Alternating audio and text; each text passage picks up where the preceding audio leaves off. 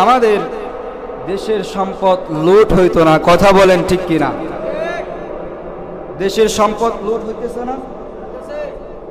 বাংলাদেশের মানুষ, বাংলাদেশ যদি কোনো দিক দিয়ে ক্ষতিগ্রস্ত হয় তাহলে বাংলাদেশের মানুষ হয়ে আমি আপনার আঘাত লাগা দরকার আছে কি নাই?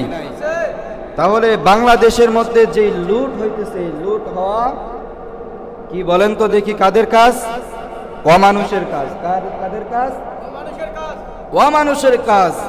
আর তাদের ঈমান, তারা তো ঈমান হারা হয়ে গেছে, কারণ তারা ক্ষমতা দেখছে, কারণ ক্ষমতার লোভ যার ভিতরে ঢুকে, ক্ষমতার লোভ যার ভিতরে ঢুকে, কবরের মাটি তার পেটে না পড়া পর্যন্ত তার লোভ শেষ হয় না। যতক্ষণ পর্যন্ত তার ভিতরে কবরের মাটি না পড়বে ততক্ষণ পর্যন্ত তার ক্ষমতার লোভ শেষ হয় না। এই জন্য ক্ষমতার লোভ করা যাবে না।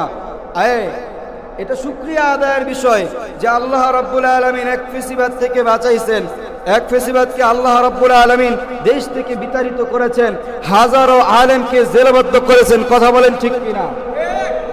গতকালকে 14 তারিখ গেছে, 14 আগস্ট আল্লামা দেলাওয়ার হোসেন সাঈদীকে পরিকল্পিতভাবে হত্যা করা হয়েছিল, কথা বলেন ঠিক কিনা? এই হত্যা করার কারণেই, আলেমদেরকে জেলবদ্ধ করার কারণেই ফেসিবাদী হাসিনার পতন হয়েছে, কথা বলেন ঠিক কিনা? এখনকার বর্তমান জামানায় কিছু মানুষ ওই রাস্তা ধরতেছে, কথা বলেন। তারা এই কথা ভুলে যাইতেছে যে আগে কে কিভাবে পিছল খেয়ে পড়েছে, তার কথা ভুলে গেলে চলবে না, তার কথাও মনে রাখতে হবে এবং তার কথা মনে রেখে অগ্রসর হতে হবে, কথা বলেন ঠিক কিনা? বর্তমান বাংলাদেশে চাঁদাবাজি বাড়ছে, কথা বলেন ঠিক কিনা? প্রত্যেকটা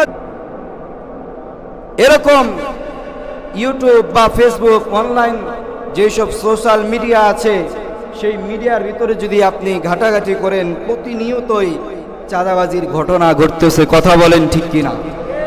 এই ঘটনা ঘটেছে কারা? কিছু নামদারি মুসলমান, কথা বলেন ঠিক কিনা? নামদারি মুসলমান, পাশাপাশি অমানুষ। মানুষ হলে তো তারা এই কাজ করতে পারতো না। খাওয়ার তো একটা লিমিট থাকে, কথা বলেন ঠিক কিনা?